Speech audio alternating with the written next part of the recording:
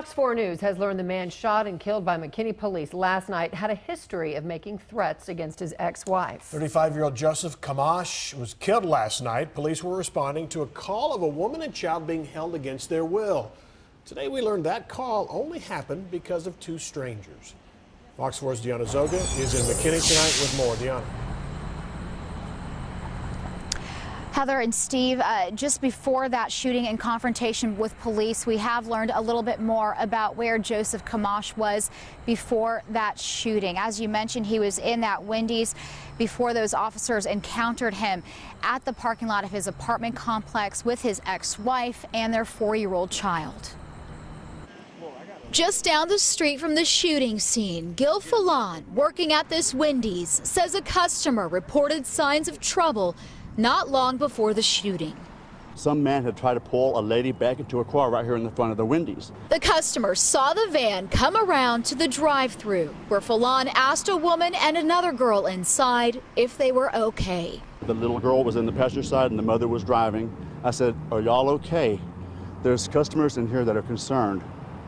And they nodded their heads kind of meekly, shaking their heads, and said, "Yes, we're fine." He doesn't remember what they ordered, but through the van's tinted windows, he could make out a man in the back seat. Falon wrote down the license plate number and gave it to the customer inside, who called police. Was she scared at that time? Yes. She told you that? Yes. She has been scared for several months. Christine Qualls is the attorney for the ex-wife, the woman being held in the white van. Well, my client is extremely grateful today.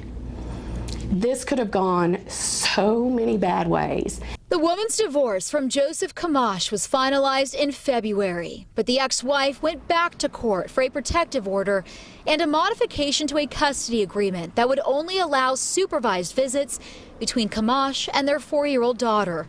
The woman told the court Kamash put tracking software on her cell phone.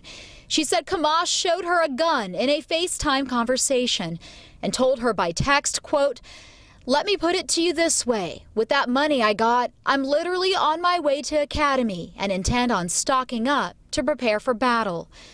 Kamash's ex-wife also said the 35-year-old threatened to go down with a bang before going to jail. A judge signed the protective order on September 9th, just over 2 weeks ago. This was something that she dreaded may occur, which is why she sought the protective order, but had hoped that it would not happen.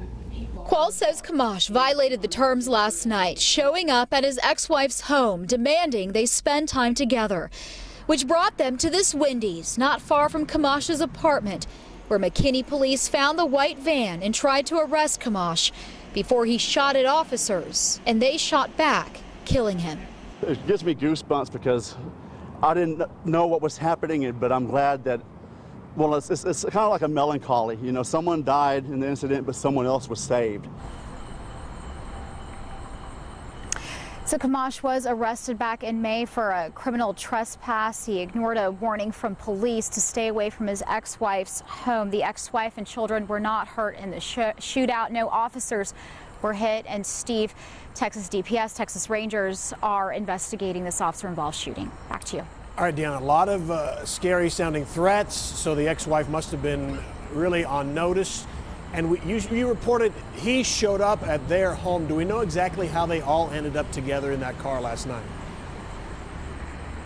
Right. She lived in a home separately from him. She lived with her family somewhere else here in McKinney. The attorney for the ex-wife says that the man just showed up at the house, demanded to see his child, demanded to see this ex-wife, and that the ex-wife in those moments just wanted to appease him, thought that she could avoid a confrontation or avoid a big problem in front of her children. And as we saw, Steve, things did continue to escalate in the night. Back to you. Okay, Deanna Zogan, McKinney, thanks.